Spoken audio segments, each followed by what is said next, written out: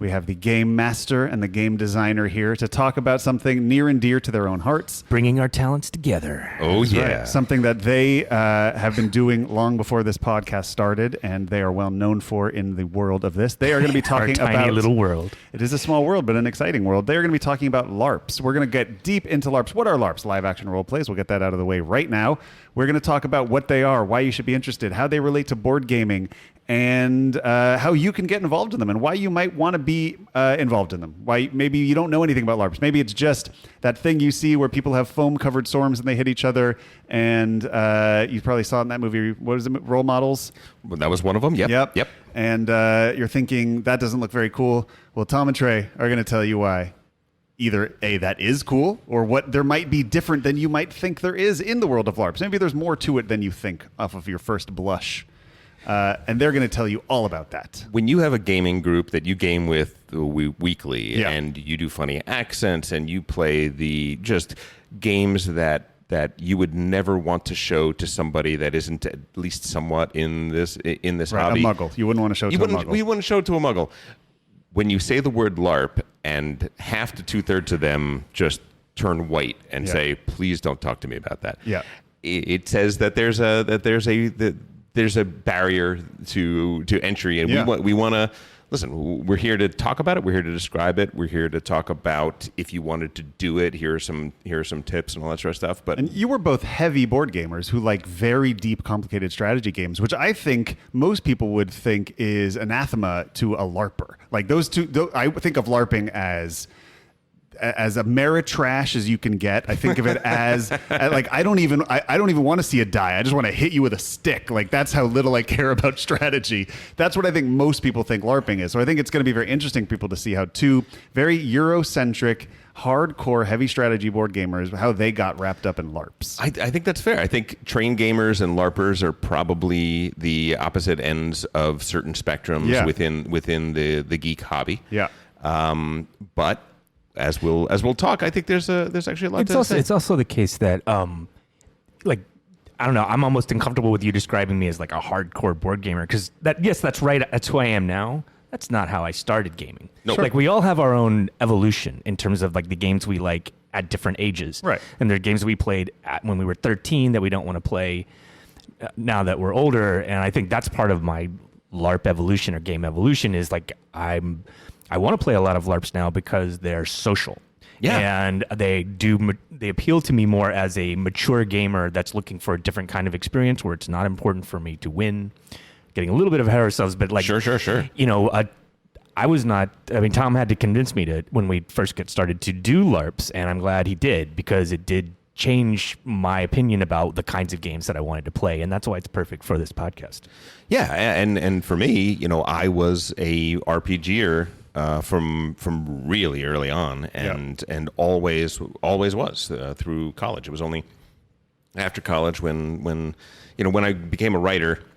I think that's when role-playing games became harder to do because I was mostly a GM and writing things that were paying me no money and were a time suck of infinite proportions. It could just suck up as much time as it would allow, and I would have projects that I had to write and would find, oh my God, why am I thinking about the adventure?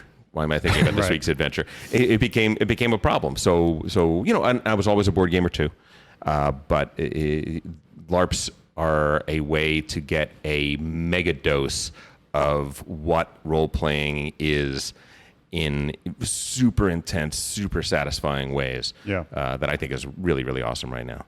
Should we talk about the game news just before we jump into the subject? We're just going to break, just so we don't get too far behind in the important world of board game news. Let's quickly do that. Good evening, Mr. and Mrs. North and South America, and all the ships and clippers at sea. Let's go to press flag.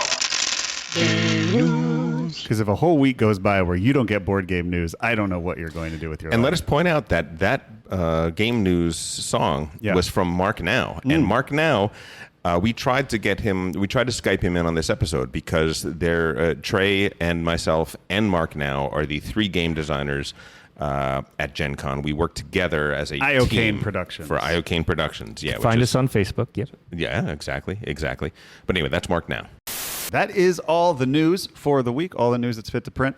Let us now move in to our segment for the week, Gentlemen, tell us all about LARPs. I now hand over the podcast and maybe the future of our listener base to Tom and Trey. Thank you.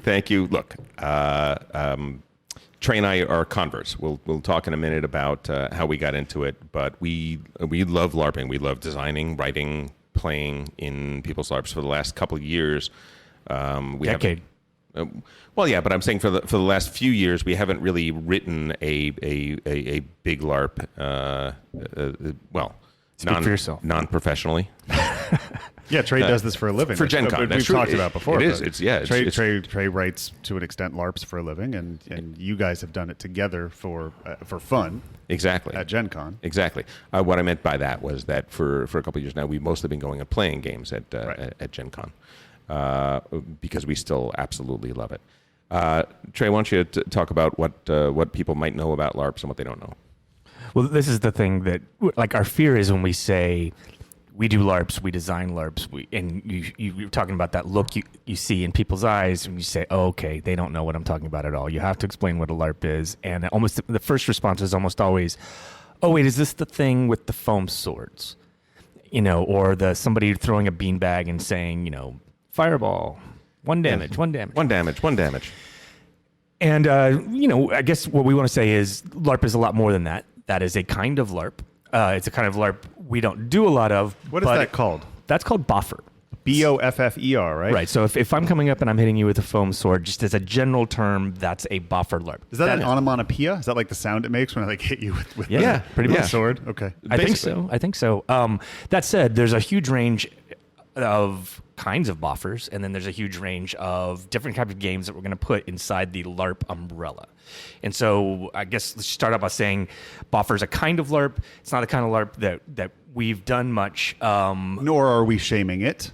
No, we're not. No, we're not shaming it. Not at all. It's just not the particular. We have played in boffers. We have played actually more zombie boffers, which you have Nerf guns, right? And you use that. We've also played in this amazing game PST Games did, which was we had airsoft pellet guns, and we were doing a alien esque xenomorph hunt. Survival situation. One of our best LARP experiences ever. We broke that game. Okay. So we do a lot of that sort of stuff. We're totally into it. It's just you got to understand there are different things. So first of all, there's durations, right? There are weekend or longer games. There are SCA, which is the Society for Creative Anachronism. Let's differentiate right off the bat between. So maybe like how are we placing LARP in our game world? We're different than tabletop. Yes. Right. Okay. So we're playing a role, which has a lot in common with tabletop. But instead of us sitting at a table in which we talk about what we're acting out or what our characters are doing, instead you do it. Yes. Right. Instead of saying my elf is going to listen at that door, I would just move over and listen at that door. Of course, if it's that kind of LARP. If it's that kind of LARP. The ones that we do tend to be PvP a lot more. They're player versus player. So socially. Correct. Socially player versus player. Now that may mean there's combat, but really it's talking to everybody and sussing out things and discovering things. I think the thing that most people would have a comp to is sort of a murder mystery dinner. Murder mystery dinners right. are LARPs. Right. So if a lot of people know what that is, you show up, you play a character, you walk around, you talk, you get information. That is not dissimilar at all from what I've done in your LARPs. Model UN are LARPs. Mock trial. LARPs. Right. They're the educational space had LARPs before the educational. The entertainment space had LARPs. So it sort of predates that. So like again, maybe and so some LARPs have more in common with tabletop, where like you play tabletop, you're gonna have a bunch of players, and then you're gonna have a GM, and the GM's gonna be like defining reality. And you're going to like say what you're going to do, and then the GM's going to tell you what happened. Generally, LARPs skip the part where like the GM tells you what happens. Instead, you're going to have just a system of mechanics that will be resolved. Now, so there's plenty of buffers. Like most of the games we do, the conflict will be between the players. Correct. But there are plenty of buffers that are a little bit more like tabletop where, okay, we're all players, and then there will be NPC monsters, and they will go through encounters in which they are fighting NPC monsters, and like part of what your weekend activities are as a player is you got to do your time as an NPC, for a certain shift. There's a term, the 11 o'clock monster, which means that if you're playing a game and it ends at midnight, the big monster shows up at 11 o'clock. And everybody has to fight that. That is less player versus player, and that's more player versus the system. Exactly. I would put it this way. I would say that a lot of role-playing books are, for tabletop RPGs, are hundreds of pages, right? Or at least 100 pages. Even the thickest, most role-playing game-like book for a LARP is probably, if it was printed in the same way, is probably 50 pages maximum. Okay. And some of them are down to 2 pages. Everything you need to know is in 2 pages or a 2-minute discussion, and that's all the rules you're going to need. So they're much more rules light because rules get in the way of what LARP does best. Once you take the table out of the equation, once you take the dice out of the equation, once the GM isn't telling you everything you see, but rather what you see is what you see, it creates a really different experience. And the more you have to look up rules, or you have to have rules lawyers that are remembering this stuff, you're sort of defeating what the form is best at. It's really about immersion. Immersion. Yeah. Immersion. Yeah, which, let's get into immersion really quick, because so when Alfred and I, RIP, talked about I don't know. There was this guy we used to have in our game group. You probably don't remember. Ringing a bell. Yeah, don't know what you're talking about. I'm so sad. When Alfred and I were talking about role-playing games, we talked briefly about the big model, which basically says that there are 3 motives that a person has when they're playing a role-playing game. There's the gamist motive, which is, I want to win the game. I want my character to beat the bad guys and to get the treasure and to level up and to get better and more powerful and to defeat the scenario and to finish the dungeon. All those sorts of things are gamist. Those are gamist impulses. Right.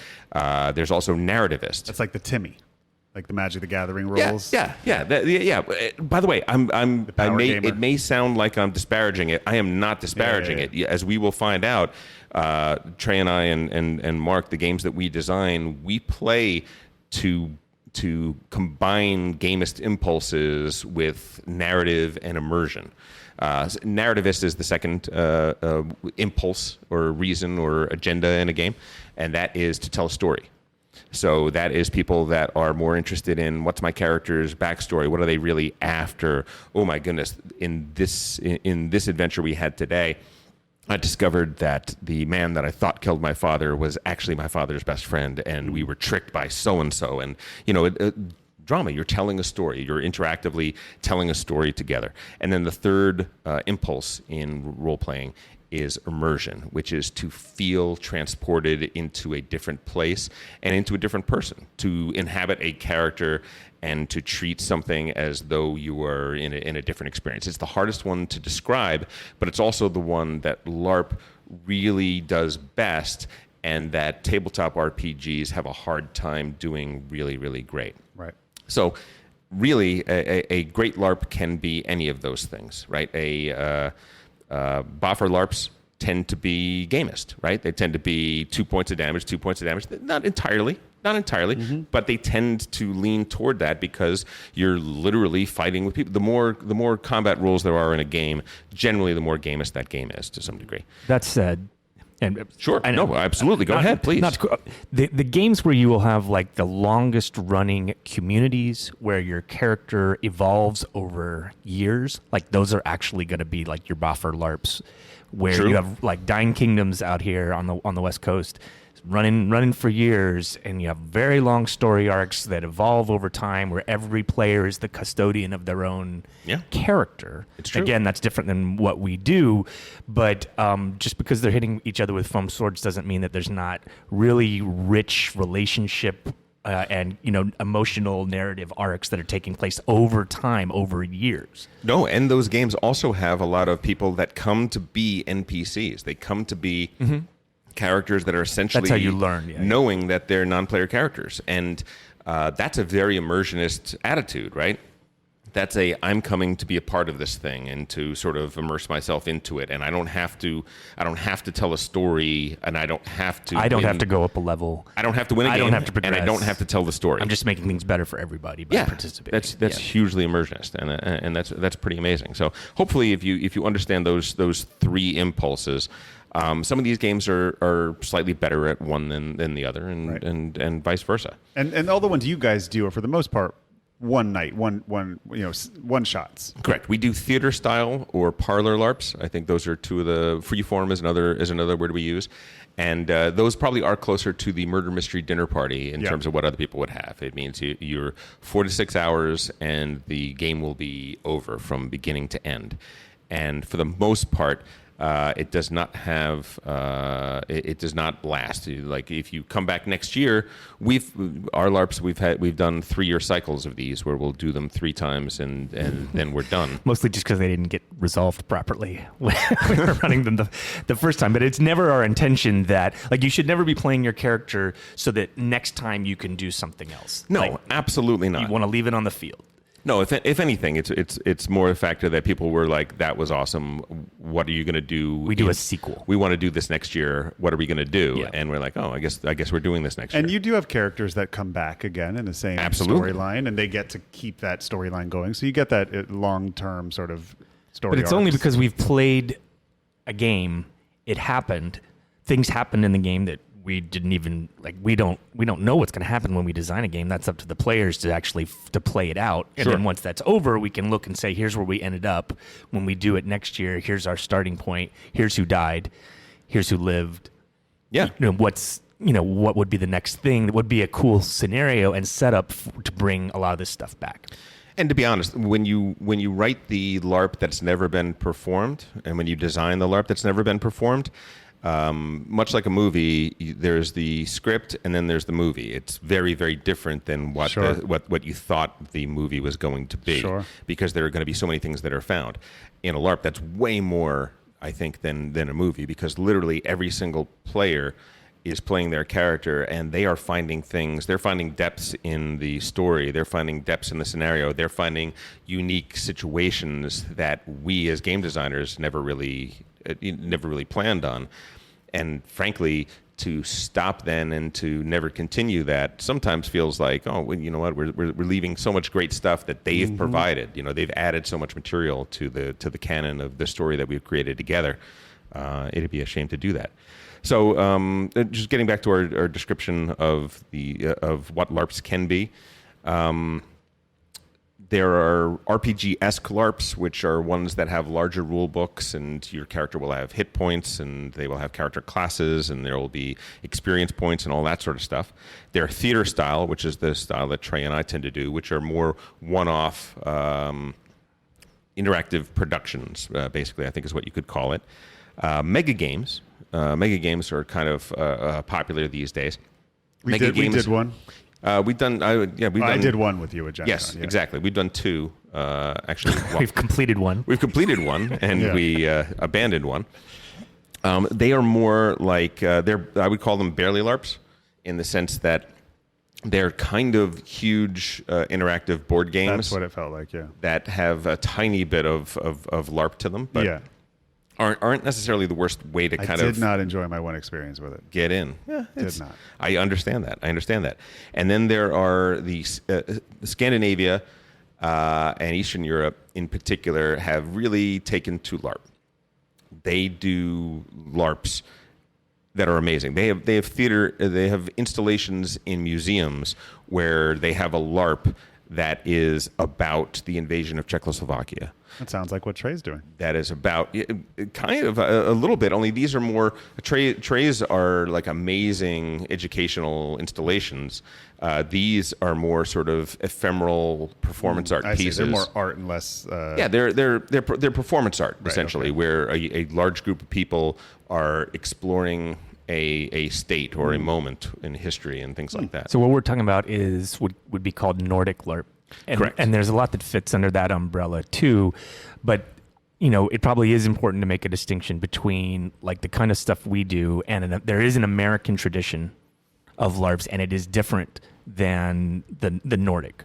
Yes. tradition. Nordic LARP's different than a Nordic track, right? It is. It is a little bit different than a Nordic track, though you can Both involve ski. pain. Both collect dust in your basement. No. One of the most interesting parts of Nordic LARP is a form called Jeep form. Jeep form How do you is spelling that word? JEEP form. Oh, okay. So Like- it's like the truck. One word, Jeep form. Okay. And it is really kind of a fascinating, fun. I've had, other than the types of games that Trey and I like to write and create, my second favorite type of LARP is Jeep form. Why is it called that? What's I don't know. etymology I there? don't Okay. know. I'll look it up. Yeah, it's See a if I- word. It's Got to be a Scandinavian word that means Yeah, something probably, like yeah. It could also be dada. It could be a nonsense word that isn't meant to mean anything. But those LARPs do some amazing things where, for instance, you'll have a dinner party with 6 people. The LARP will be 6 people at a dinner party, and each one of them, what we're exploring is they're always exploring some theme. And the theme here is uncomfortability or something like that. So these 6 people all seem to be friendly, but each one of them has one person at the of the 6 that they can't stand, and they have to be polite to, but they can't stand. Sounds like the Lars von Trier of games. It very Yep. much is. Dogma 95 is brought up a lot when we talk about Jeep form. But you can do things in Jeep form. They have conventions that allow you to expand the play space and do some interesting things. Like you and I are people that are having we're both trying to one up each other. That's the reason we don't like each other at this particular dinner party. Trey gets a really good idea based on the LARP that you and I are having, based on the interaction you and I are having, and he steps away from the table into a space that we have already said is the past or future space, and then he says 3 hours ago. And then he acts as one of us, and somebody else acts as another one of That's them. dope. And they act out something that happened 3 hours ago. That then, when they're done and sit back down, you and I continue as though that happened There's 3 a hours huge ago. element of just improv in this too. Oh, I mean, huge. like well, this- all LARP, yeah. yeah, all I mean, LARP that's is- all also LARP has got a worth lot of it. mentioning that this is not that dissimilar from what this is just a nerdier version of what people pay a lot of money to be taught to do at UCB. Yeah. I The think short version, I would say, like, if we're trying to simplify and classify this, I would say Nordic LARP, they just take their LARP more seriously. yes. Okay, and so they're willing. So maybe in like a theater drama sense, they are willing to explore different emotions and different, like, it's okay in Nordic LARPs to explore despair or to experience negative emotions. DR, the famous Jeep form LARP about date rape, literally exploring that, where fiat is a function in the game, meaning that there will be no touching in the game, but players can take away a person's ability to make decisions for themselves. And that's an Part of that exploration seriousness of might also Triggering. and by the way, it has.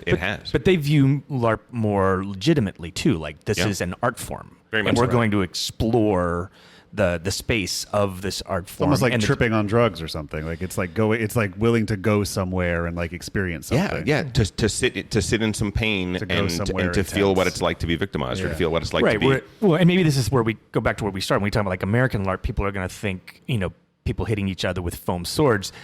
American LARP doesn't take itself as seriously as a rule. I would say. I think we do have more of a feeling of we're here to have a good time and to entertain. Yes. And so maybe it's a little bit narrower in terms of like what kind of experiences American, like we are a little bit more Ameritrashy in our games. No question and about kind it. of unapologetically about it too. True. But I would say that you and I on Iocane, what we do, I think we do come at it from fairly intellectual roots. I think we do have, even though we don't take ourselves as seriously as a lot of Nordic LARPers do, I think we take the craft very, very seriously. And But you're, the space you guys are in maybe somewhere in between Jeep form or I Nordic think so. LARPs. Well, and Nordic Boffer. LARPing, yeah. I think we're that's true. we're gonna approach it professionally, but I don't think we're ever trying. We're not trying to make our players, feel pain, emotional pain. Well, you're still. I mean, I also think- well, in I think- IPs I think the- like I would Dune and stuff. I mean, you're if not. they choose to go there, that's fine. I think our first 3 LARPs, we're definitely exploring a Paranoia. yeah, and the need for interconnectedness in spite of fear. Right. I think the bunker, when we did the bunker, I think that was definitely exploring some themes of what do we when humanity is put to the ultimate test and under the ultimate pressure? There's definitely some prisoner dilemma stuff going on there, and big time. Absolutely, some psychological. I mean, you could definitely. I think a lot of psychologists would love to watch LARPs behind a glass screen, and that one in particular was our own Stanford prison experiment. Learn a lot about people, yeah. Absolutely. So let's talk about how we got into LARPs. So my wife is from Terre Haute, Indiana. Beautiful, beautiful Terre Haute, Indiana. And she loves Terre Haute, Indiana. And so every summer she would love to go back for a month every summer. And she felt that it was important for the kids to get some experience when they got nothing but cornfields and nothing to do but run around. So when we had little kids, she wanted to go back for a long period of time. I wanted to go back for a shorter period of time. Listen, until Paul entered our family, it really was. Paul entering the family was really a sort of a death of Camelot moment for us. They have a great family. It was really, really awesome. In all seriousness, they're great people. I enjoy spending time with them. But 3 weeks is a long time to spend. I don't think you have to explain. Spend with your in-laws. Yeah, people know what it's like to be with their in-laws for a long time. Well, so then I found out that Gen Con was 1 hour away in Indianapolis, and so I just said, hey. You can go for 3 weeks. Let's just make sure one of those 3 weeks is when Gen Con is going on. Ooh. So I'll go there. And got together with Mark Now. Initially, it was not TREY. It was Mark Now, Chuck and Tiffany Tolman, old friends of ours, and we would go to Gen Con. And my first year, I did everything that TREY said not to do in the last episode. Right. now that we're experts, I went to play some board games, and I was like, oh, this isn't as I could do that back home. I don't need to do that. And so on and so forth, and eventually found a LARP. And it just walked into this huge ballroom that was just filled with people in period pirate costume, perfect period pirate costume, and they were doing a pirate LARP. And I did not have any pirate clothing whatsoever, and neither did Chuck. And so we're just there, and we're just experiencing it. And I'm like, this is amazing. And I'm calculating.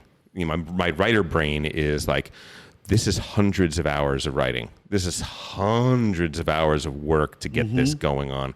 I'm like, this is incredible. I'm like, where on earth would you have an experience like this? And that was the day I became a LARPer, because I realized that this is a tremendously unique experience, and it is really hard to do it in any region other than a particular convention where people have spent a lot of time, blood, sweat, and tears to put on this very ephemeral event that's going to go off once and then disappear forever. It's really labor of love territory. So then I told TREY, dude, got to come to Gen Con. And when you come, you're going to LARP. And TREY said, I would love to come to Gen Con. I am not sure that I want to LARP. Yeah. And it may have even been stronger terms than that. I think I am not going to LARP, but I am coming to Gen Con. And then eventually... Yeah, it was always a dream growing up on D&D. It's like, oh, Gen Con. Yeah, let's go to the source. Let's do it. By the way, I think everybody I've brought to Gen Con since then, which is almost 2/3 of the gamers that we know, I think almost all of them have felt that way. And then they do a LARP, and then they're like, oh, this is... Well, for almost all of them. There are a few holdouts, yeah, who still want to buy a game Matt, and then just hang out in a hotel. Do you want to unzip? Yeah, I don't. I have not had a come to Jesus moment in LARPs yet, where I've been like, oh, I love this. I have enjoyed myself. I have not been miserable by any account. But if I I wouldn't do it ever again if not for you people. Maybe. Well, you said to me afterwards that you said, I feel shattered and exhausted. I feel like it was, it was kind of amazing to see all of it, and it was amazing to be a part of it, but it was grueling. Here's the thing to know about me. So I think there's two types of people in the world, and everybody hates when people do those kind of paradigms. But I do. I think there are people whose batteries are recharged by socializing with others. Extrovert. And I think there are people whose batteries are recharged by being alone. Introvert. Yep. I am as far on the introvert scale as you can imagine. I need most of my day in isolation in order to exist. Yet you host a board game group I weekly. do, because, well, that's the balance. I really need it, but I need it in intensive bursts, and then I need everyone to please leave me alone. Exactly. Right. Get out. Yeah. So to me, even last week, Rachel took me to one of her friend's surprise parties. Everybody at the end is, I'm dead. I'm dead. Like after 4 hours of socializing with strangers, to me is the most exhausting thing I can imagine. And I don't know why. I'm enjoying it. By the end, I'm just like, like I literally come home and I'm like, I have to go into a room by myself and just I don't know, like it's just that much intense socializing is exhausting to me. I totally get it. And LARPing is that times a million, because not only that, but I have to like, I'm being creative. Like to me, it's the opposite of what I like about a game, which is that there are rules and I can explore the parameters of the rules, but I know I can fully understand it. I can grok the whole thing. Right. And to me, there's 100 people there. Everyone's played. There's 100 different games being played. There's different endings. And to me, it's like, that to me, I have a hard time it doesn't trigger that like, oh, I'm having fun thing for me, because it feels like work. Because my brain wants to, like, I guess I'm a little bit of Alfred in that sense. Like I want to rules lawyer. Like I want to like I'm constantly wondering, am I playing the game? Is this the game? Like I never felt like, I feel like I came up to you a few times even. I was like, give me some tips on how I can feel like I'm playing the game here. Because I feel like I'm having just random conversations with people and I don't necessarily know when I kept waiting for like, oh, is this the game? Right. Like I never found it. I totally get that. And maybe that's my problem, is that maybe I just wasn't. I kept looking for the game. We threw you into the deep end. You played in an 80-person Game of Thrones LARP, and it was season 3 of it. Yeah. So you were thrown in without a. Was that the only LARP you did though? What else did you do? Well, no. You also did the bunker, which we can talk about. I did the bunker, and I did another one too. You did not seem to feel. I did another one with you guys. I definitely did another one. I can't. Why am I not remembering what it was? Was that Gen Con though? Yeah, it was at Gen Con. But you didn't ask me. You didn't say, "Am I playing this right with the bunker?" Now, that was a much smaller setting and a much smaller situation, and right. You knew every single person there. Right, and there was a lot more sort of like escape room puzzle things, which I could really like be, okay, I'm going to solve this. This is my job. Like that makes it very clear for me, because that felt like a LARP met an escape room a little bit. Like we were LARPing, but also it was like, all right, guys, there's an answer here. Let's solve the answer. That was the intent to provide a little bit of that. Right. There's just like what I like my life is being creative. So a blank page to me is work. Sure. Right. Sure. And so like to mix blank page with gaming to me is like anathema. Like just get it. Like I don't. And there's a lot of blank page in a LARP. You have to bring a lot to it. I will say one thing. I know some people who are very, very introverted. And yet LARP works really well. I know. I was going to say that because them. It allows them to like not be themselves. Yes. But I hate acting. So I think it may be a different thing. What I think it is the people I'm describing probably have social anxiety. Yeah. And LARPing allows them to sort of step just 1 degree away from themselves enough to get over that social anxiety, and they build up to really it. And it's like, enjoy themselves. Yeah, no, that's the funny thing, is I keep thinking like, oh, this is definitely a room of hardcore introverts. Like, but like I feel like I'm the only one struggling to like keep the small talk going. Yeah. It may be. It may be. So. Gen Con, and I now have TREY here. I now have Mark here. We're playing LARPs every year, and I think 2 or 3 years later, TREY says, after we've played like 3 LARPs that day, 3 4-hour LARPs in a row, and we're sitting there drinking beer at the end of the day, and TREY's like, I don't know if I really liked it. Okay, here's my problem with LARP number 1. Here's my problem with LARP number 2, and here's why LARP number 3 was straight up trash. Yeah. Right. Yeah, right. This became a put up or shut up moment because we were spending so much time complaining. I mean, critiquing. We've skipped a little bit here. I came to Gen Con. Sure. And I've had a similar experience to Tom where I was skeptical, played some games, and then had some really huge buy-in. We played games from PST, which kind of do these. These are LARP companies? Yes. Yeah, they kind of do scary Lovecraftian LARPs that had a big influence when we were first getting going, and we also played 7th Sea games from Plaid Chameleon, and I had a great French Revolution game where I had this fantastic whirlwind, romance with our friend Ann Stevenson, and sure, and that was for me that was like the beginning of the LARP community at Gen Con, and we just started doing this, and we played it and we started seeing what was working and what wasn't working, and it was kind of frustrating for us. And we were spending, the time you spend when you get out of a LARP, when you go with your friends and you have a beer and you talk about your experience and you talk about what was great and you talk about what doesn't work. This is part of the LARP experience. That's part of the community, is the debrief or the cool down that hopefully happens after a game with the members of the community. It's built in. Every LARP, the last hour is the lights come up, everybody sits down, and they tell their story. They tell sort of a little bit of their experience. They can't tell too much, but a little bit of their it's like experience. a Hitchcock epilogue where like the psychiatrist comes out and tells you everything that you saw that just happened. What you never realized was that I really was blah blah blah blah blah. Yeah. And sometimes that's the bad version because. No, if it was a really good experience, we should have realized that in the course of the in the course of the game. The debrief can be this fantastic thing that brings the entire group together because everybody had their own story and thing that played out in the course of the game, and you have to hear what happened to everyone else. You didn't witness it. You don't actually know what happened with the 40 other people in your group, so you have to hear it, and that can be a fantastic thing that brings everyone together, and you have your kind of like foxhole moment that we were all in this fantastic thing together, and now we're sharing, and we will always have this moment together going forward.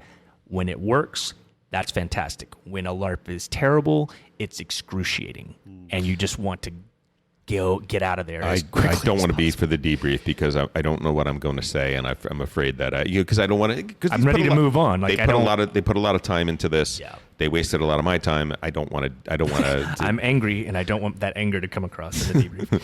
Yeah. So we eventually said, guess what? We're gonna have to do one of these. We literally said that to each other. I guess we got to do one next year. What are we going to do?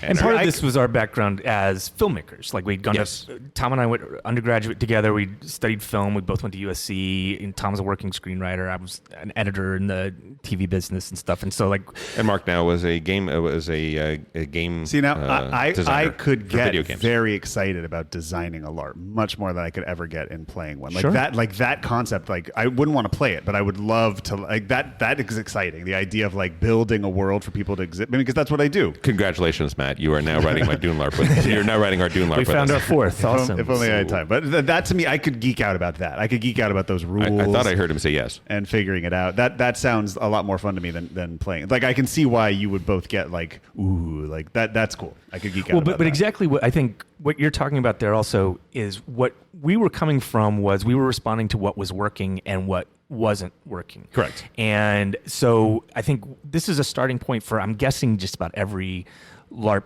designer, which is you decide, okay, I know the kind of games I want to play, but also like the games that you're going to design are also a little bit of an inherent criticism of the games you've been playing or their reaction to. Like maybe even like from a... I think reaction to is a better word. Yeah. Yes. But in the same way that like the French New Wave was a series of critics who had studied film and said, this is what we think we want to do. André Bazin. Yeah. Cahiers du cinéma. This was our approach. Now, our good friend Matt Patterson, who was featured in our Gen Con episode recently, he stopped me at one point when I was raving about a year ago at a different con where he just laughed at me and he said, everybody, every LARP designer thinks that the LARPs they design is the right way to do LARP. And everybody else is, to varying degrees, completely wrong. Right. Well, I think most art should, in a lot of ways, come from that place. So, like, if you really have something to say, it should come from great conviction, and a lot of that conviction is what you have loved and critiqued in other forms of art.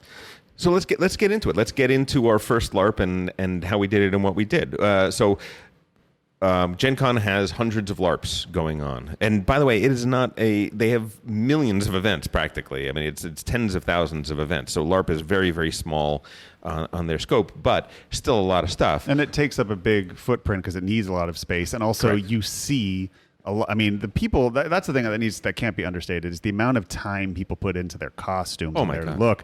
I mean, like some of your ones, I remember people saying that like they had spent all year like crafting these outfits and stuff. Like, I mean, they started in October for an event that was in August. And so you see people all over, and like, I guess it's sometimes hard to tell between cosplays, but when you see like, 50 people walk by in a pirate outfit, you're pretty sure they're not all accidentally pirate cosplaying. They're probably heading toward the LARP, but it's very noticeable. So even though it may be a small amount of the people there, I think it feels like a larger part because you see it. Exactly. So we said, so we had certain things that we wanted to do in a LARP, but we had to pick what were we going to do our LARP about, and we decided that we want to do something that had some intellectual property that everyone would recognize. So if we say we're doing a LARP and it's based on this, when people look in the catalog and they don't know Iocane Productions has never done a thing before, they might still sign up for our LARP because they're like, ooh, that sounds interesting. Yeah, fried green tomatoes, which was your first IP that you got. It was my dinner with Andre. You did it with Andre, right? My banquet with Andre. 2-person LARP. It was my I banquet. totally want to do that, LARP. I would totally. I would totally do that one. No, we ended up choosing Battlestar Galactica. First of all, because the Ron D. Moore series was absolutely phenomenal. Yep. And also because there was a board game. Matter of fact, it was the board game It was my first board game. It was your first board game. I came over and I met you and I taught you that board game, and that started everything here. And it's a great beginning of a LARP, that board game, right? You have a bunch of people and nobody knows who they can trust because at least one of you, maybe two of you, are bad guys. And some of you don't even know you're bad guys at the beginning, but later on in the game, you're going to find out that you're bad guys. And you're doing things on this ship that is constantly in danger, and you're trying to survive by figuring out who you can trust. It's a really great model to start a LARP on. So, Trey, let's talk about a few of the design considerations we had when we went into designing our first LARP. Okay, you have here tangibility. So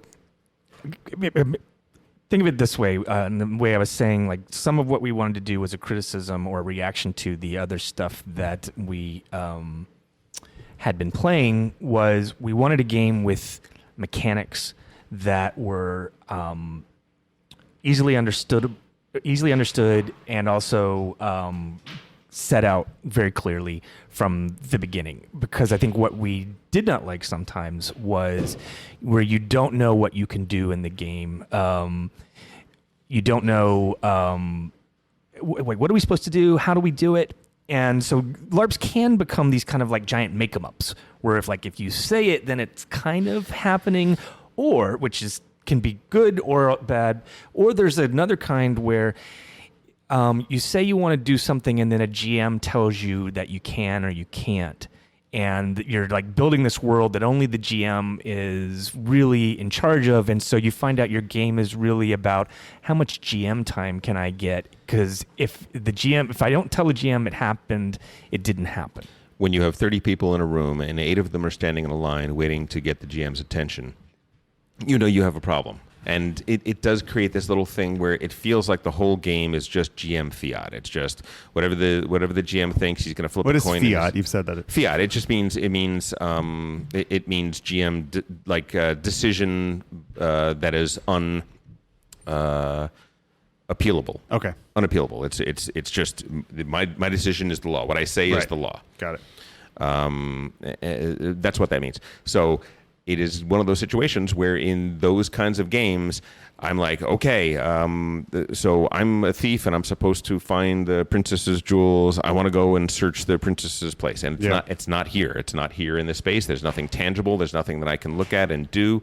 There's nothing. So I ask him and he says, okay, what is your thief level? And I say, I'm thief level 3. And he's going to roll it. He's going to draw a card, and whatever the card is, he's going to tell me whether or not I do it. And the worst thing about that is a lot of times what they'll do is they'll say, all right, it's going to take you about 10 minutes to do that. Just sit over there, wait 10 minutes, and then come back and see me. Right. I'm like, gosh, that was one of those things that we would talk about. There's got to be a better way. Well, it can even be a kind of thing where somebody's gone and talked to a GM. The world has changed, but the rest of the people don't know about it. And so the game is only really operating in the GM's heads at that point. You don't really even know what reality is. So I think, coming back from that, we wanted stuff there. The GMs didn't have to do that. And as a GM, we're not going to reward you for coming and talking to us. Correct. We exist just for mechanics resolution and to maybe help explain You're something. like referees. That's how it felt like. Yeah, exactly. Yeah. And mostly we want to just kind of kick people back into the pool. But I always felt like something important's happening. Come over here. Yeah. You just have to observe it and let us know if there's something that needs to happen. And really, when you design a game, and that was one of our things, as Trey's saying, we want to design a game where you need us the least possible. Yeah. Yep. And if that's the case, then we can roam a little more, and we can see a person that seems like you don't seem to be having that good a time. Maybe I'll go and ask you what's going on with you. Is there a way I can help you interact with this in a better way?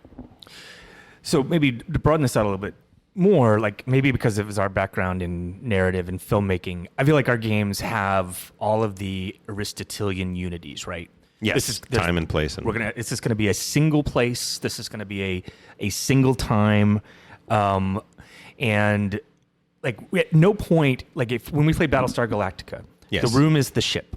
That's it. We divide the room up into different sections of the ship, but that is the sum total of the places that you can go. At no time can someone go to the GM and say, okay, while this character is talking to that character, I'm going to sneak into their quarters and I'm going to open their footlocker and I'm going to steal blah, blah, blah, blah, blah, blah, blah. No. Like that is just outside the realm of, like, that's tabletop or whatever, but that's also just, that's outside the realm. We're not playing that game. Correct.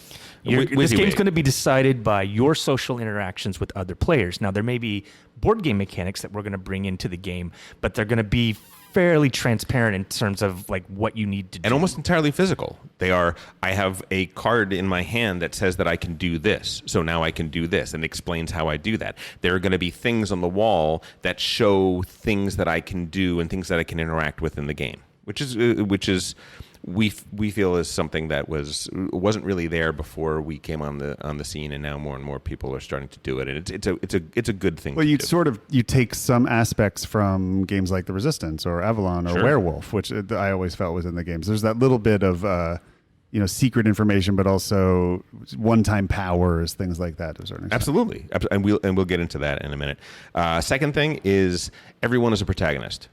One of the things we hate the most about games when we play them is occasionally we would play a game and say, I got an NPC. I got a guy that had nothing to do with any of this. There were basically 30 people in this LARP, and only 3 of them had plot lines. You're the potion salesman. Yes. Yeah. Yes. I don't do well as that. TREY doesn't do as well as that. I mean, there are See, I'd be okay with that because then at least I know what I'm supposed to do. I sell the potions. I'm going to sell the pants off of these potions, guys. That's so funny. Well, that can mean a couple things. It isn't just like, I think what you're talking about there is we're going to write a detailed character sheet with relationships and conflict built into it. We're going to take the time to do that so that every single player who's playing this game is the protagonist of their experience. And as a writer, boy, what an amazing challenge it was to start to try and craft. I mean, It's an impressive level of work that you 3 put into these. we all wrote Very it, impressive. but to come up with a way to have 40 people No, and they all think weave that they're in and out, and they all. I mean, it's very impressive. But that's kind of like It was our almost social overwhelming. contract when we design a LARP is that we're going to do that time to make sure that you have. That's your brand. Yeah. Yeah, like you can count on us, and that's why we put so much work into it. In a few moments, we'll get into what a character sheet looked like in our game. But needless to say, what everybody has is they have 3 goals. Every single character always has a minimum of 3 goals. And the way those goals work is invariably what it is one of the goals is the goal that you're the protagonist of. You are the lead character of this story. A second goal you have is a goal in which somebody else is the main protagonist and you are the secondary protagonist or antagonist. That would be a goal like make sure no one ever learns about blank. Yeah. You are the second lead in that one, and your job is to be a foil to the protagonist. And then the third one is you're really worried about your sister, and she is caught up in this bad situation. See if there's a way that you can help extricate her from that. That is, you are a supporting character in that. It doesn't say you're those things, but functionally you have this triad of you have 3 goals that are going to send you off into this scenario and is going to put you into various subplots that are operating as the characters are interacting and with each other. ping-pong you off of everybody else's storylines. Correct, and the main design of those 3 goals is to put you in situations where you play all 3 characters, so everybody has a supporting cast for the story that they're doing. And I found that it inherently creates a lot of really intriguing red herrings. Yeah. Because all of a sudden I have some random person that in my character sheet you're not listed, and now you're coming up to me and being like, I think you might be my brother from a far away, and you're all of a sudden like, oh, this is the murderer in my story. You all, everybody who came up to talk to me, I'd be like, oh, you're the person that I'm looking. But there were just we just were interweaving in interesting ways that it created a natural level of suspicion. Yeah, there is something amazing about a LARP in that there's a certain amount of chaos that you can't get around because you have 40 characters that are all trying to feel their way around and figure out, are you part of my plot or are you completely not part of what I'm in? Right. Are you the NPC in my storyline? Yeah. And it creates when it works well, it creates more happy accidents than it does mistakes. And so we're always looking for that. So, and I said, I think part of the being everyone's a protagonist is that everyone has something to do. Yes. Like there's nobody who's not important. Like, and so, for example, in Battlestar Galactica, everybody had something to contribute multiple times towards. We're all rowing the boat. Yes. I don't know where we're rowing that boat towards, or like how it's working, but nobody's unimportant. We We need you. We need everybody. And this is going to work. Everybody has to get on board as best they can. So you're important. And many times you would come and you would say, I was reading this character. I don't know if I want to play this character.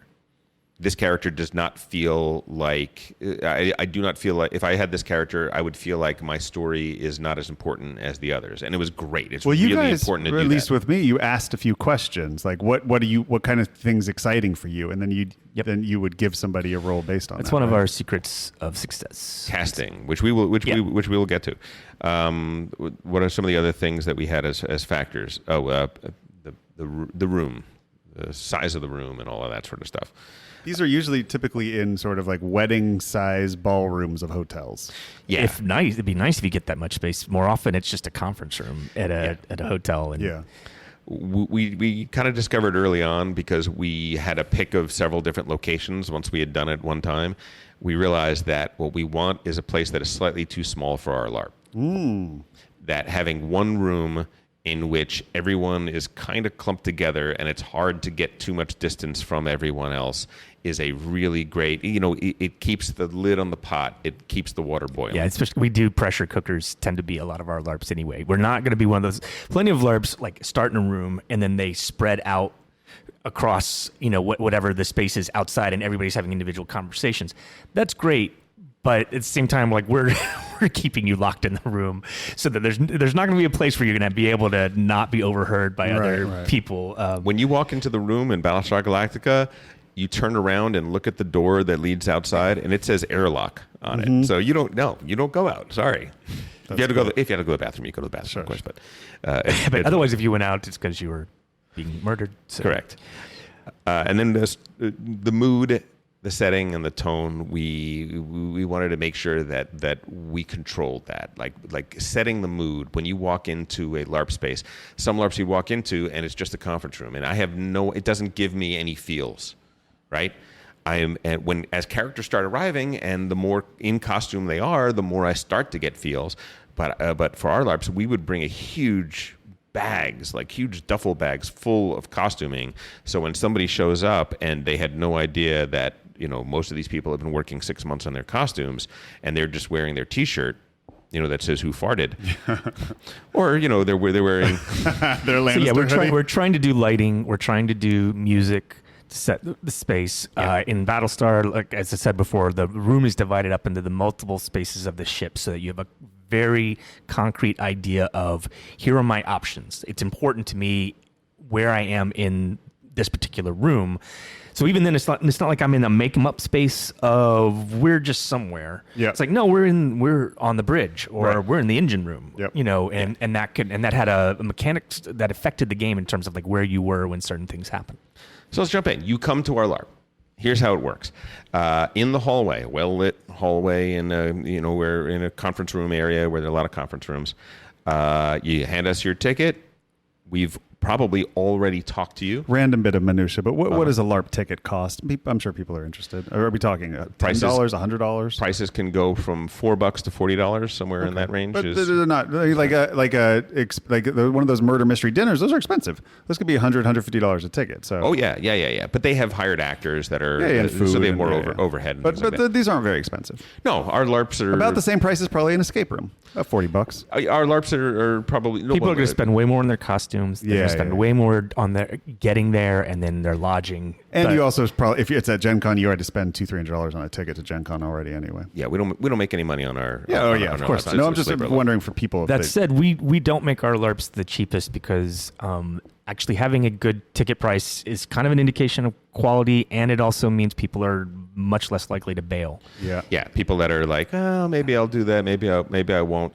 If they're paying $20 a ticket, then guess what? They're showing. Yeah. It's We haven't had any complaints on that score. So. No. So in your hall, you're going to get a character sheet. The character sheet's going to be 1 to 2 pages max. This was a big problem of ours early on. Sometimes we get these manifestos. Tomes. Yeah. Yeah. Spend the whole time reading it. Exactly. It says who you are. It says your situation. It gives you a hint at your character's persona.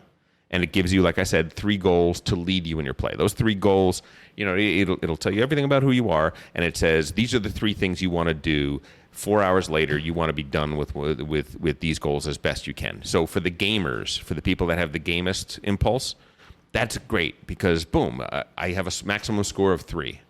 Right? Right. Sure. I can get 1, 2, or 3. Right. And you can tell in the wrap-up when people are talking about what they did and how they experienced it, the gamers are going to be that way. They're going to be like, I accomplished all 3 of my goals. I did this, I did that, and lay it out that way, which is pretty good. In addition, you're going to have stats on your character sheet.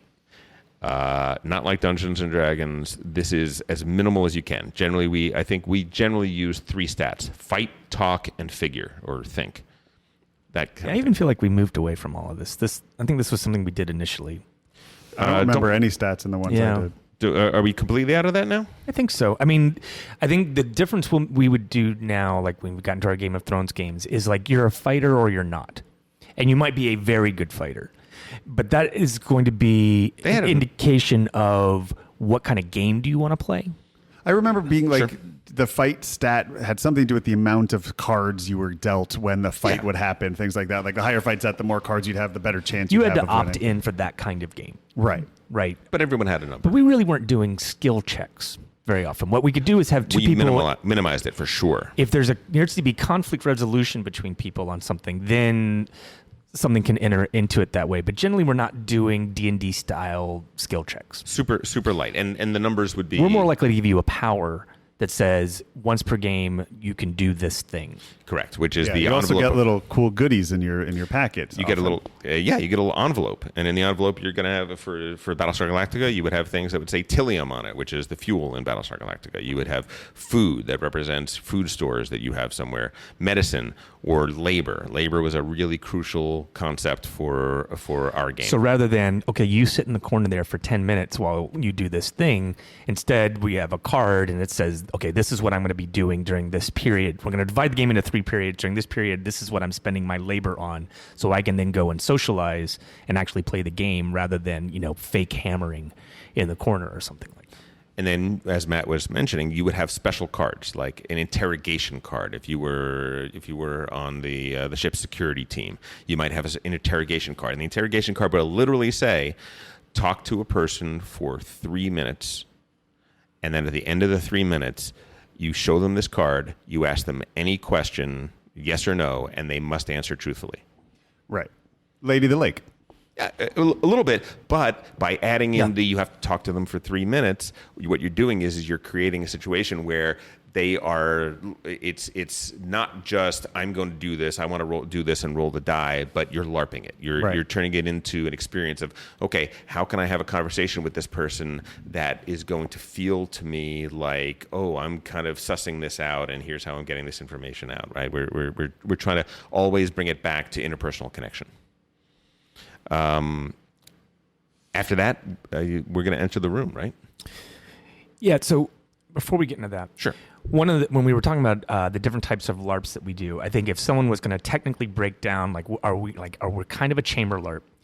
The kind of LARP we are specifically is what's called a secrets and powers Correct. LARP. And I think what we just talked about right here kind of broke that down. We're going to write a character sheet. There's going to be backgrounds on these character sheets. Some of these characters are going to have secrets. We'll talk about our approach to secrets in a bit. But then you're also going to have powers that you can do that will define the type of things that you can do in the game space. And so even those two things are interrelated, and interrogation's one of those, which is that we want secrets to come out. We want to give players the powers for secrets to come out. One of our big complaints about a lot of games, and it's still the case at a lot of Gen Con games, is that all of these secrets survive to the end. They don't come out. And then you have the wrap-up, and everybody kind of smugly sits around and talks about how they were a secret so-and-so, and no one ever suspected that I was actually the poisoner behind this. And what's the point? Yeah, what's the point? If it doesn't come out in the game, it didn't happen. If a tree falls in the woods. I'm not sure this was an original art. This is, I think a lot of people feel this way now. It's like, if it didn't happen in the game, our friend Vivian Grimm, she's always preaching this in the games that she plays in.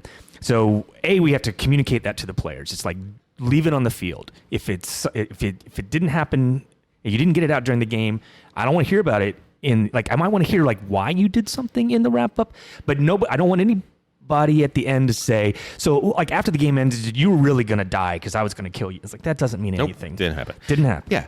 And we say that in the preamble when we get everybody together and we explain the rules of the game and all that sort of stuff. We say we think that the best LARP is going to be a generous LARP.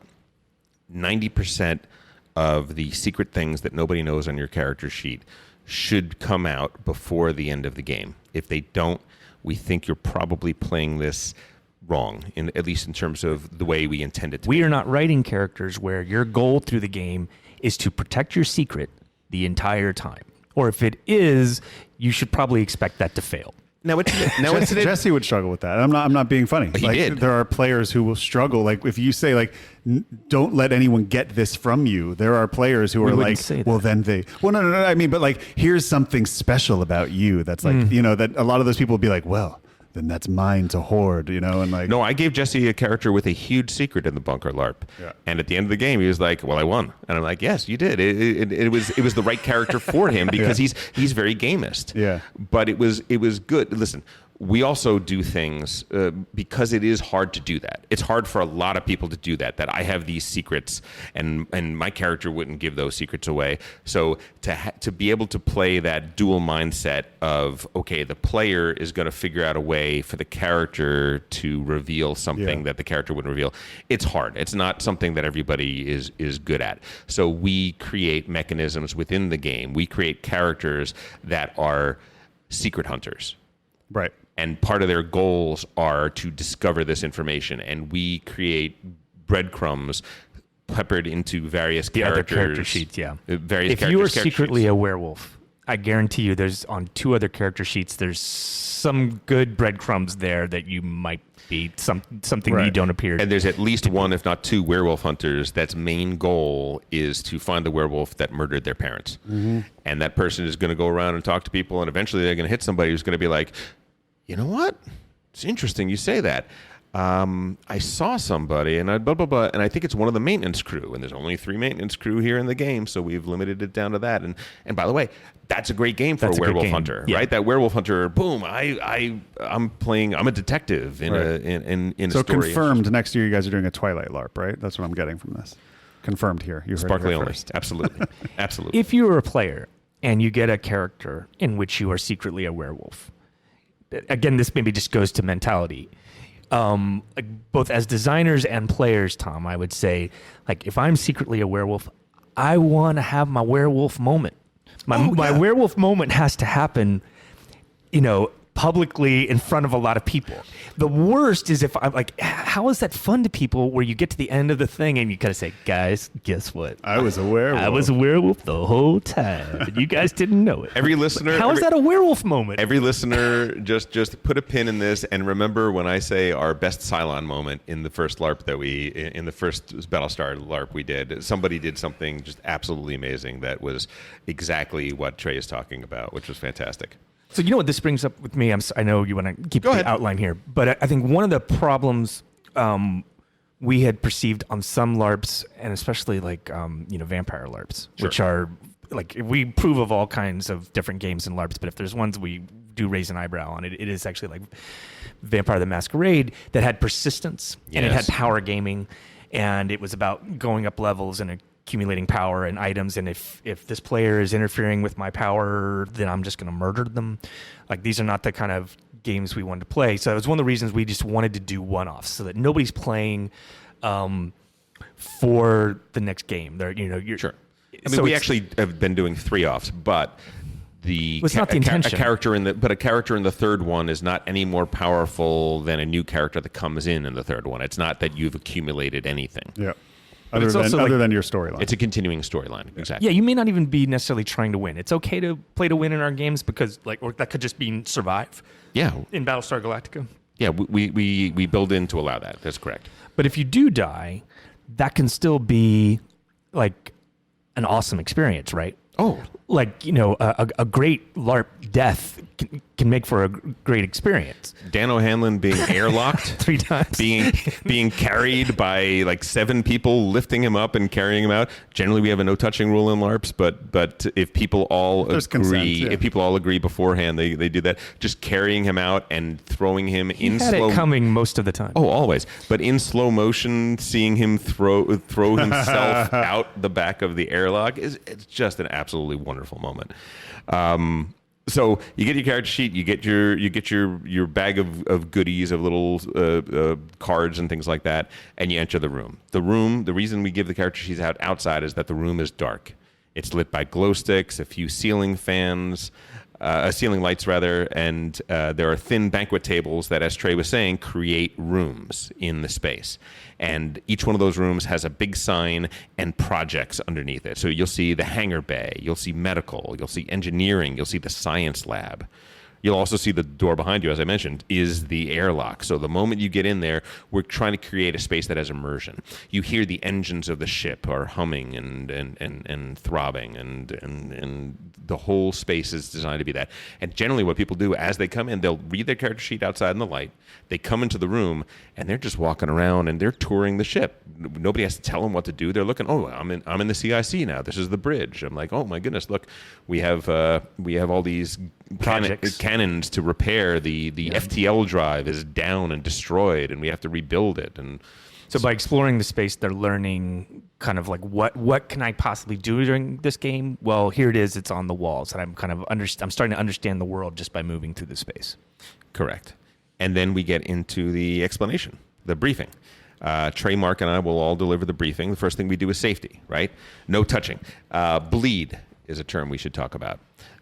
Bleed happens in LARPs, and it's a very LARPy thing, which is that you get so you get so immersed in the story that you're telling that you start to feel things that are not things that you would normally feel, that your non-character player self wouldn't feel. It can happen that I feel very emotional about a person a day later after the LARP is over. That's bleed that I don't really feel. It's just that in that moment we created this kind of amazing connection, and that caused a thing. It can also happen that in the intensity, and we write pretty intense LARPs. We create pressure cooker situations. Can create situations where people get a little aggressive and feel like I gotta grab this guy and stuff like that. And so we have to talk very, very specifically about, here is what we do. We do no touching. We do no touching whatsoever. The only time you can touch is if you go out of character. In order to go out of character, in most LARPs, what you do is you raise one hand and you cross your fingers, like holding your fingers up, crossing them. And that says, I am now speaking out of character. And it's sort of like press pause for just a second while I talk out of character. There's 27 different varieties of this gesture, but generally it's some kind of raise your hand to indicate I'm out of character now. Correct. And people will do that for all sorts of things. Like they'll be asked, a person will ask them a question about, so what did you think about blah, blah, blah, blah, blah. And you'll raise your hand and you'll cross your fingers and you'll say, I'm sorry, you may think I'm being evasive. I honestly don't know what you're talking about. It might be something on my character sheet. I'm going to have to look later, but I just don't really know if it's, I don't know if we don't know what's going on or whatever. But it can also be things like, this is getting kind of close to a trigger thing for me. I got a real thing. Could you just step I know you're playing aggressive. Could you step a foot or two back and do the interaction? You can keep the same intensity, just give me a little more space because I'm starting to feel actually uncomfortable, which we don't want to do. And all sorts of things. And it can also be, I have to go to the bathroom. I'll be right back. It can also be negotiated like, okay, in a second, I'm going to grab you and I'm going to do this with you. How do you want to play that? Right? Because we can. Are you okay with that? Yeah. Are you okay with me physically touching you? And if you are, then we can play this out and we can play it really big for the crowd and all that sort of stuff. Or should we keep it calm? Right. So yeah, safety is a big thing in LARP, and it's both physical safety and emotional safety, and it's important because every time we think you don't have to do this, you're reminded that you have to do this. I'm sure. Yeah. You know, people can get hurt. It's a lot Emotions of, do run high. different personality types showing up. Yeah. We explain also in the game how the game works. The game works pretty simply in Battlestar Galactica, right? At the end of the game, the Battlestar will either be able to jump to a system or it won't. The worst outcome is if it doesn't jump anywhere. If the FTL drive is damaged at the end of the game, there are going to be base stars that are going to show up. The pursuers will find you, and horrible things will happen. If you do jump, there is a calculation. There are 3 worlds that you're going to be able to jump to. There's a bad one, there's a pretty bad one, and then there is the good one. Can you figure out which one is which? Can you figure out? And each one of those, we have stats for. There is so much like the Battlestar Galactica board game, there is a way to resolve that. It's much simpler than Battlestar Galactica game, but it does work that way, right?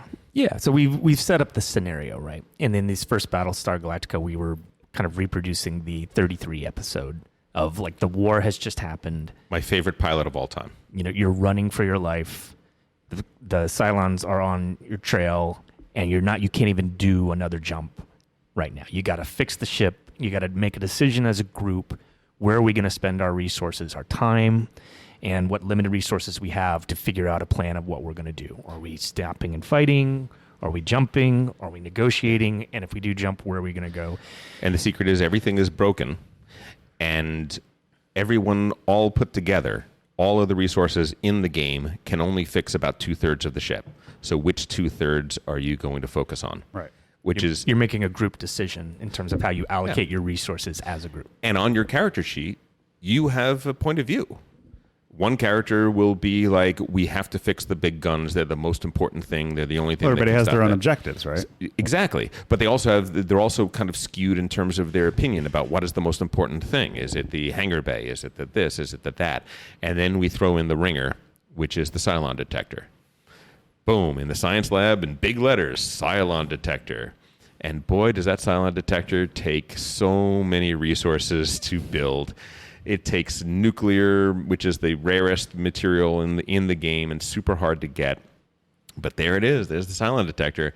And who playing the game doesn't want to have a working Cylon detector? Sure. Everybody wants to have it. But if you do that, you are sacrificing big parts of the ship. You might not make it out. Yeah, and you're endangering your survivability at the end of the game, which is kind of interesting. So part of what we're trying to set up as designers here is a system where people and the group can make decisions, and we really don't want our thumb on the scale at all. Correct. Like we want to kind of play out, here are a bunch of different options of ways that we think it might go, but generally we're going to set up the system and then we're just going to let the players take it over, and where it ends is where it ends, and we're not steering it towards any single resolution.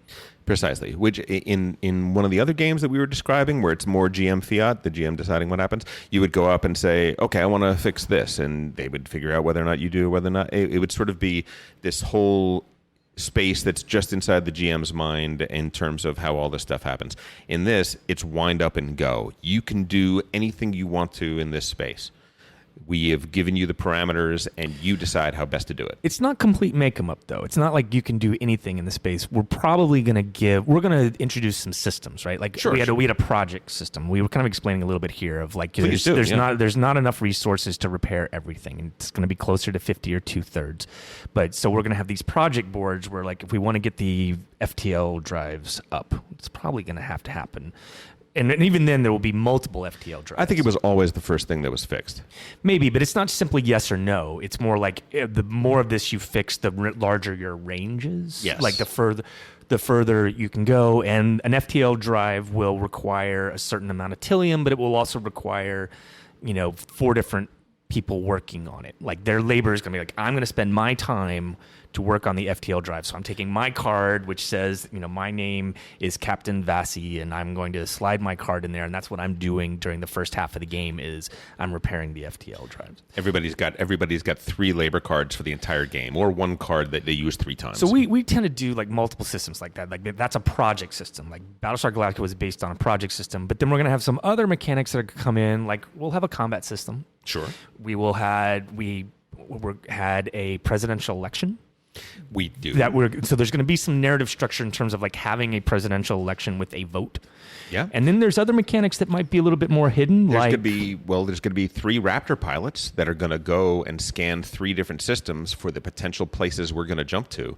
So what we're building into the game is we're saying in these 4 hours, there are going to be these moments when everybody comes together and hears this information and decides what they feel, right? There's milestones. There's big events. Yeah.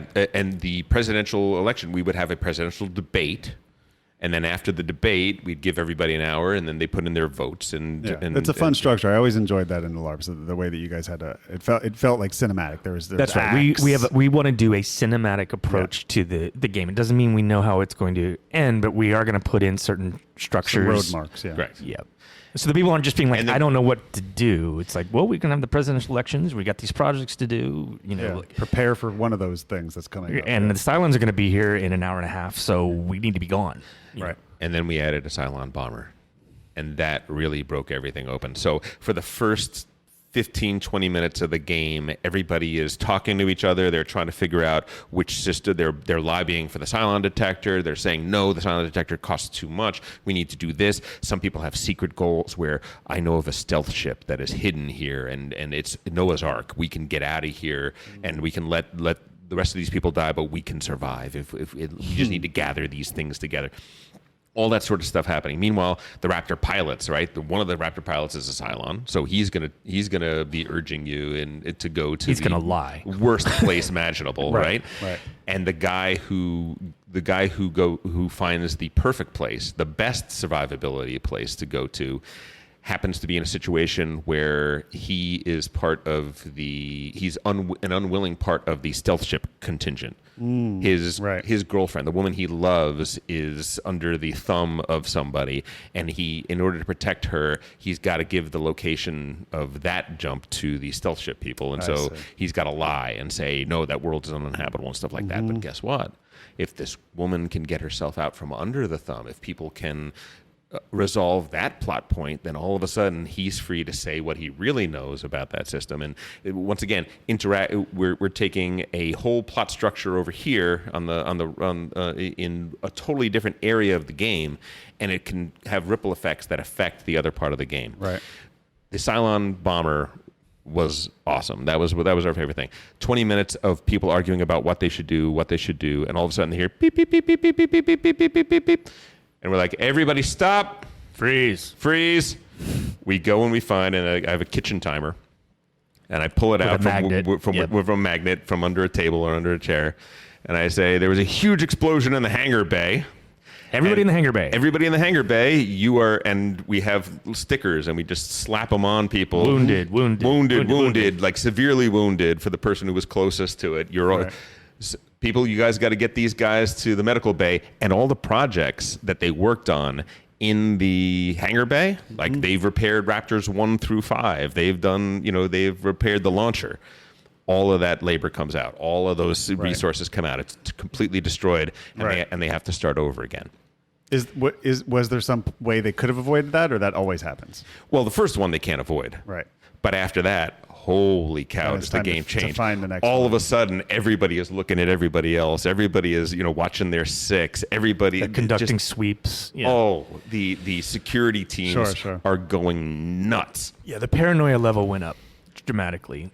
Absolutely amazing. And we had designed that character to be findable, right? There was a couple people that would have clues and ways to find her and to track her down.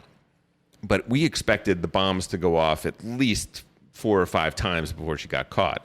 What she ended up doing was blowing up 2 places, and then her third bomb, the way it works is she would come to me and say, I'd like another bomb, please, and I would set the kitchen timer for 10 minutes and hand it to her. And she puts it wherever it is, and 10 minutes later it goes off. She got the third bomb right when the presidential debates were happening. She went up to the military leader, the Adama of the Battlestar. There's 3 candidates. Hugged him, and I'm like, what the heck is she doing? And all of a sudden, beep, beep, beep, beep, beep, beep, beep, beep, beep. Everyone was like, no! She timed it out well. She blew up the military commander by suiciding, suicide bombing. It was absolutely amazing. When right, it's not something we'd planned or thought of. It was just player agency. And she came up afterwards. She said, "I'm sorry. I hope I didn't break your game." We're like, "Break the game? Oh my goodness! You picked the perfect way to go out. It was absolutely amazing."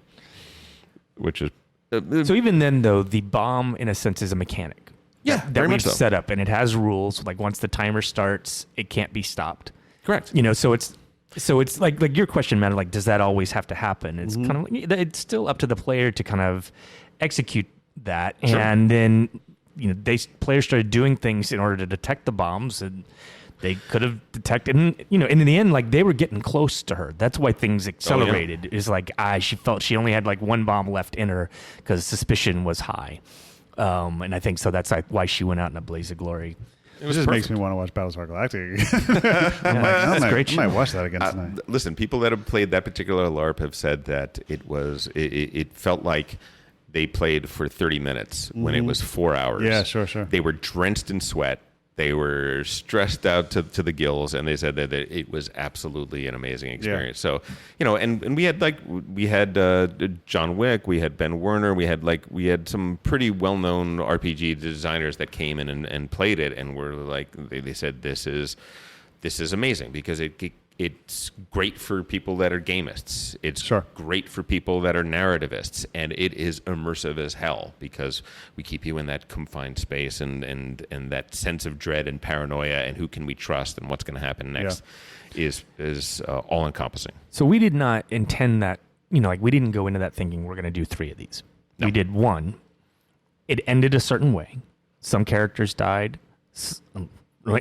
Famously, notably, the military leader. Yep. So the lieutenant who could have gone a very different direction in the thing becomes the leader of the entire ship, right? Lieutenant Carr. Yeah, he was sort of written to be a character that could go either way, but was probably leaning toward being one of the badder guys and joining the stealth ship people. But when there was what we vacuum. saw was there's a resolution to the game. Yes. And it's something that we did not preordain at all. And a lot of richness came out of player agency and the decisions that were made collectively. And so we had this first game, and we do surveys, but also we're doing surveys not just so that we know what people's experience was and did they have a good time, but also we don't know everything that happened. This is a 40-person social game. We don't see everything. And even in the wrap-up, we don't understand everything. So please, record what happened. And then when, people really liked the game, they wanted to do it again, we then wrote a sequel. The part of our cinematic approach to doing LARPs is, we're treating this as a sequel. And it was not a trilogy. It's not like we're Lucas and we've set out to write a 3-part story. It's just this is where we ended on the first one. Let's make another game that picks it up. Correct. Yeah. From this point.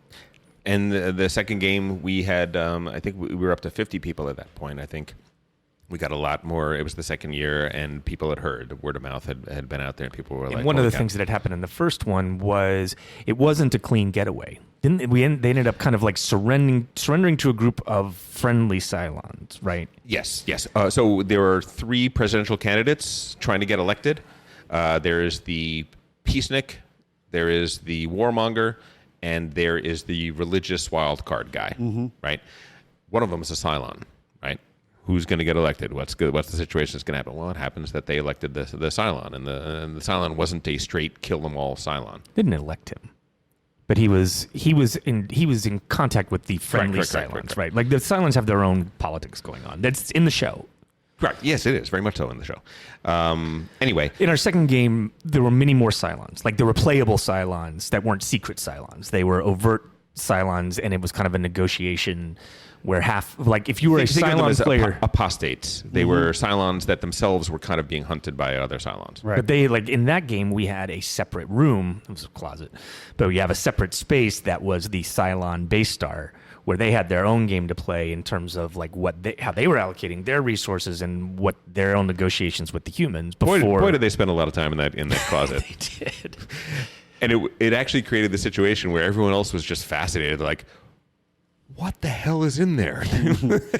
I want to go to the base What star. the heck is going on? Which was interesting. So we ended up doing 3 of those by the end of it, and at the third one, it just ended right, and everybody felt like, wow. Yeah, good stopping point. In the wrap up, every single person said, you know what? I feel like my character guide. I feel like that is a great place for them. Right. That is a great place for them. My character died a horrible death, but I get it. Right. It makes sense. And we were ready to move on too, I think. Yeah. We had written 3 at that point. And then we moved on to the big game. Then we moved on to a game. All of those LARPs for the Battlestars were in the 40 to 50, 55 Yeah, I don't think we character. ever cracked 50. Yeah, I think 48, 49 was probably where we stopped. But the next one, we picked a much bigger space, and we picked a much Because bigger at this point, we have a cast list. community. We have Yes, fans. very much so. And like these are people we game with, but it's also like there was demand. We needed a bigger game. By the third one, our LARP was the first LARP to sell out in Gen Con, and it was selling out faster than LARPs that only had 6 players in it. It was just 15 minutes, and all the tickets were gone, and we had people that were just begging us, and how do I get in, and all that sort of stuff. So we said, okay, we're going to create a bigger LARP now, and what are we going to do? Trey, what did we end up doing? There was a little series that just started called Game of Thrones. Yeah, so we decided we were gonna do a little Game of Thrones, and so everyone says, "Well, how do you do it?" Right? Battlestar Galactica is simple; it's just a different Battlestar, and another Battlestar survived. And what happens with that? Well, how do you do that in Game of Thrones? So we set it in the period after Egg, but before, or is it before Egg? No, it's after. I think that the point is It was before the storyline started. Correct. That we were all familiar Prequel. with. our games. We never set it in the actual like timeline or characters that in which the show exists. Like when nobody's playing Adama Correct. in our game or Starbuck. Correct. This is not that world because we want player agency. We don't want anybody thinking, well, what happened in the show? Am I beholden to a certain storyline? So we're not doing that in Battlestar, and we're not doing that in Game of Thrones, And we won't do that in Dune. and we won't do that in Dune either. That's right. If we end up doing Dune, We'll do Dune. okay. Eventually. In what we do in the shadows, we might do. We'll see. Sure. But so, one of the reasons we didn't just do an existing IP because people know that and sign up for it. Like that might have been some of the reason the first time, but it's also, you just really want to cut down on the amount of information that you have to convey to your players. You have a very limited window when you come in the door of like, what can you explain that's important? And so if somebody is familiar with Game of Thrones or familiar with Battlestar Galactica, it takes a huge load off in terms of what we have to communicate. If we were doing a fantasy series in which we're talking about, the adventures of the land of Leona, or something like that, and we're giving a background for the different cultures and the different races and the magic system. Yeah. Matt, you're playing a Thorg. You understand what that is, right? Exactly, Okay, good. Yeah. I mean, we just don't have time for that. We've got a very limited amount of time to convey the information you need to play the game, and so an existing IP just makes for a better game, and that's the way we approach Game of Thrones too. Like, And we wrote that in at around between 70 and 80 character LARP, which was big. That's crazy. About twice as we didn't set out to do that. It was more like we were going to do 50-ish, to 60. Yeah. and then more people wanted to play and were threatening us, and so we just kept expanding it. Yeah. And with that one, unlike the stations around the thing, that one centered around the map of Westeros. Right. Well, who would be king? Like, you're right. Of It's course, Game of yes. Thrones. Who's going to be king is the name of the game, right? Exactly. So the design around that structurally was there are armies on the map. There is It's almost like a giant board game in the middle of the room. Correct. And when you were going to issue orders, much like in diplomacy, you would write down your orders, and you would write them on a raven slip, and then you would send them with the raven. And occasionally there are spy masters that have white ravens that can capture your raven and change your orders or delete your orders. So here's the thing: that's a board game aspect of it. Yes. There is a percentage of our players that are going to love that. Yes. Like me as a player, I might really like that in certain games also. This is why we do casting surveys. You were talking about our casting survey earlier. They serve a number of functions, but really we want to get to what kind of game do you want to play. If you do not want to play that board game aspect of moving troops around, and there are plenty of people who don't, and that's great. Sure.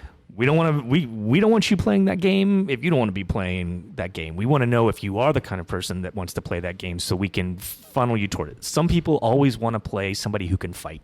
Yes. In a LARP, so that's why we needed pilots in Battlestar Galactica, and we needed fighters. Side note on that, we got lucky, and all of these military people, like ex-military or current serving military people that were off duty, came to our LARP. They were all dressed as Viper pilots, and immediately, like, they're like, all right, everybody, form up. Okay, here we go, and boom, and it was like a military operation. All of the entire flight deck was organized and as militaristic and oorah as you can possibly imagine. It was absolutely fantastic. I loved it. So the survey should be about getting the player towards an aspect of our game that they're going to be most happy in. Are you interested in a romance? Is being secret and schemy, is that more the type of game that you want to play? We're going to have a wide range of characters and a wide range of games within the game, and so we want to match that to what our players want. And that's also how we can then customize a role to the kind of thing that a player wants to do. Correct. And there's even, I'd say one of the things we do, and again, this is part of our cinematic approach to LARP design, is that we will treat this more like a movie when it comes to casting. Yes, very much. I think one of my frustrations with other LARPs a lot of times is they think there's some nobility in applying a first come first served approach to their character lists. Mm-hmm. So whoever requests a character first just gets it, and so they make no judgment. And how do you decide a character? It's just they give you a name or they tell you what your occupation is, and that's the only.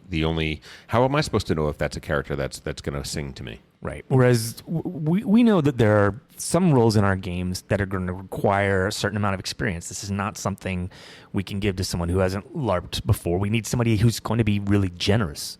Yeah. Sometimes too, right? And so we've played with certain players that have more experience. It's not like they're going to have necessarily more game. It's actually more that we can count on them to be generous and to make sure that other people's games are excellent with them. They're a character that is going to intersect with a lot of plot lines, and they need to be the kind of players that can do what we talked about that is hard to do, which is, okay, the player knows A, the character only knows B, but I can play it in such a way that I can facilitate your fun as well as facilitating my fun, which is a really good thing. It's casting is what it is. Yep. We cast our LARPs, and designing a casting questionnaire is an art. It is not a science, and we worked very hard to get good at that. A lot of times people will say, do you want to be a fighter or a cleric or this? That's not really a good question, because it doesn't say what you're... Doesn't tell you the experience you're going to have. Exactly. A much better question is do you prefer to be the guy in charge? Do you prefer to be the person hiding secrets, in the background? Are you looking for romance in this? It's like, what are your motivations? What do you come here looking for as an experience? And we can, that sort of tells us much better what plots you're going to fit into. Cool. Let's talk about just really quickly another game that we did. Matt met a girl named Rachel and decided he was going to get married, and he says, "I'm going to have a bachelor party. It's going to be in Palm Springs, and I want you all to come." And I said, "Matt, I'm going to write you a LARP." And you did. A murder LARP. No. And Matt was like, "No, you really don't have to." No, I was super excited. I was super excited. He was like, Ollie's coming, right? Well, that was part of it. Yeah. Not all of our friends are gamers in that sense, but Guess what? They did great. no, they had a blast. It was a really fun time. Our mutual agent, Harley Yeah. Copen, Yep. did amazing. Well, explain what the in it. premise of the bunker is. Okay, so the bunker is original IP. It's not based on anything, and the idea is that at the party was 12 people. In the full LARP, it's 40. 40 people have a pager, and when that pager goes off, you look at the GPS coordinates and you go there immediately because there is a potential end of the world scenario going on, and you have one of the few seats in one of the only lifeboats that exists. You are in a private luxury bunker Yeah. called Bunker 17. Right. Exactly. Yeah, most of the characters are rich people of some kind who have bought this insurance policy for the end of the world. Correct. They're either the rich people, they're the support staff, which get $50,000 a year to do nothing except when you're needed, you're going to come here and do this, and security staff and so on and so forth and things like that. And it's lifeboat very much. We use some things like Battlestar Galactica in the sense that there are projects all over the place. There are things that the bunker has been defunct for a while now, and now you have to get it up and running. What are you going to fix? What are you going to focus on? What are you going to do?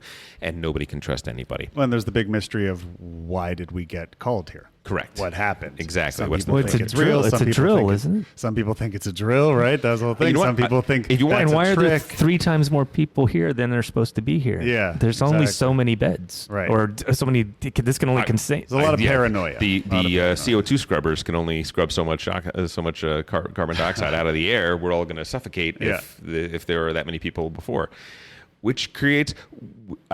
We've run this LARP 4 times now, and radically different experiences. We've had cooperation endings where everyone worked together to solve things.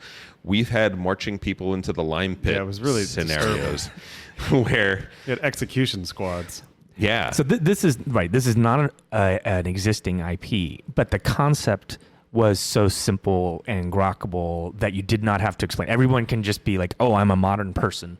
yeah. I want to survive. I've got the beeper. It's happened. We're walking into the room. We're learning who other people are. What more do you need to know? Yeah, I don't that's need to know what a Trogdar is, or or what the magic rules Totally. of the system are. If you guys will indulge me, I'll read actually a character sheet for you guys real quick so you guys get a better idea what it is. Okay. Captain Anton Vassi, head of security. This is Bunker 17, and you are its head of security. This is your dojo. Your new command. This bunker is different than your last assignment. It has a lot of high-tech computer centers and an extensive medical wing, and lock safes that you don't know the combination to. This is another aspect of the LARP. We had an escape room aspect to it, where there were things with locks that you would have to finally get into. Your first priority is to get this place locked down and safe. That means you have to get the vault door system, the battery bank, the med lab, external countermeasures, and internal countermeasures all working. People think this is a real emergency. It's not. You know that a test was scheduled sometime this week, so this must be it. They do these tests to see how people would react in an actual emergency, and your job is to keep order and to get a good result. Get this place up and running no matter what they throw at you, and keep order. There's a signal jammer that prevents people from calling out to prevent an actual panic, and it's locked away somewhere. So evil. Somewhere safe. There's also a gun safe, and you don't have the combination. That's a problem. Make sure nobody gets in there. There's one other odd thing. 40-some-odd people have shown up with proper credentials, and this bunker only holds half that. Probably another test. You know how to pass this one. Make sure that the VIPs and only the necessary specialists get into the bunker. This may mean blah, blah, blah, blah, blah. So you get You're a bad guy. You get the idea. No, you're not, actually. That is not the bad guy. That is not the bad guy. And then I'll read, if you want to know what it looks like when you are the subplot of somebody else's plot. You also used to work at Project BioShield's headquarters, just an hour from here. You worked security for their research labs until something happened. A researcher named Martin Fraser died of viral meningitis overnight. The police and BioShield called it natural causes. But the fact that he was a viral researcher, they said it was a coincidence. When you looked into it, somebody high up shut it down and sent you packing to this bunker. You would love to find out who did that and why. Martin Fraser was a good person. He didn't deserve to go out like that. Right. That is you. That is your third victory condition. Mm-hmm. Your third goal is going to be helping somebody else out find out what happened to Right. their husband. and that'll help unlock the overall mystery too, right? Yeah, big time, big time. So some of these characters think that this is a drill. Some of these characters are causing damage in here because their whole job is they're gremlins during the drill, and they're supposed to amp up the psychological pressure. Right. Other people think that, wow, it's really interesting that a drill was scheduled this week because this is an absolute, actual biomedical disaster that's going on. Totally. It was a lot of fun doing it with our small. It was wonderful. It was wonderful. Our I small really group enjoyed it. and expanding it up. It was pretty great. What else do we want to talk about? We're running out of time. I think that's good. That definitely gives people a very good primer of LARPs, and specifically the LARPs you guys do, but I think it gives people a good sense of what LARPs can be. Let's talk real quick about places that you can LARP. If you want to do this kind, which is theater-style LARPs, parlor LARPs, Gen Con is a place that you can go and do LARPs. There's nothing you can't do at Gen Con. That's in Indianapolis in August. Intercon probably is the biggest LARP-based convention. That is in Rhode Island. What month is that? Do you know? I don't, but people can look it up. Intercon Sure. is kind of the mecca for the American LARP world. Our friends in Chicago have one that is... that they're- Beacon is actually right now, if you're interested in going to Beacon in Chicago, they're doing registration and all that stuff now. So there's still time to get in on Beacon. DexCon in New Jersey is a big LARP con as well. Yeah, apologize if we're not going to hit everybody's thing here. We actually don't even know them a lot of times. And, the scene here in LA has gotten better, where they've really gotten their act together at Strategicon. Yeah, the local organizers are doing a great job of getting a lot of different types of LARPs going there. So they're getting a full schedule going. I know that this what's the hot 3-day weekend coming up soon? Labor is coming up. We're going to have John Wick's coming into town. There's going to be a 7th Sea LARP, and then I know Dying Kingdoms, which is a long-running Boffer, is doing a tabletop session at Strategicon, so a lot of people are coming into town just to do that. So if you're interested in getting involved with if Dying you're on Kingdom, the West Coast and want to come to Strategicon, you might be able to LARP with some of the people on this podcast. You will probably LARP with almost all the people on this podcast. Almost. but that's a good way to take a first step into Yeah. that world, is come do a tabletop session. And if this sounds exciting to you, if you're the guy that likes tabletop or girl that likes tabletop role playing, and you like getting into character, and you wish there was more of that, this might be your jam. Yeah, really it's basically the best way to start. Wherever you are, is just type in the city where you live and then LARP. Yeah. Chicago LARP, Atlanta LARP, and then go from there. You probably will get a lot of hits there as a starting place. And parlor LARPs, theater style LARPs, because they are not persistent, because they don't have characters that are now level 30 and are going to make you pay your dues in order to get up to speed. Sure. It might be a really good first taster to do something more like that, rather than the bigger, more persistent LARPs, which sometimes have issues with. They're not always the most friendly to the new people coming in. Right. Our fear is that if you walk into the wrong vampire LARP, you may never LARP again. Exactly. Not all. No. Yeah. Not all vampires. Well, gentlemen, thank you. Not all vampires. Thank you so much for telling us about LARPs. I'm sure we all learned a lot about LARPs today.